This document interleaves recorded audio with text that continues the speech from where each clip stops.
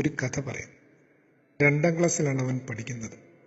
ഒരു കൗതുകത്തിന് അന്ന് കൂട്ടുകാരൻ്റെ പെൻസിൽ ഒളിപ്പിച്ചു. പരാതി കിട്ടിയ ടീച്ചർ നന്നേ ശകാരിച്ചു. മാത്രമല്ല, വീട്ടിലും അറിയിച്ചു. വലിയ ഭയത്തോടെ കുട്ടി വീട്ടിലെത്തി. അപ്പൻ വിചാരണ തുടങ്ങി. "നീ ഇന്ന് സ്കൂളിൽ വെച്ച് പെൻസിൽ മോഷ്ടിച്ചോ?"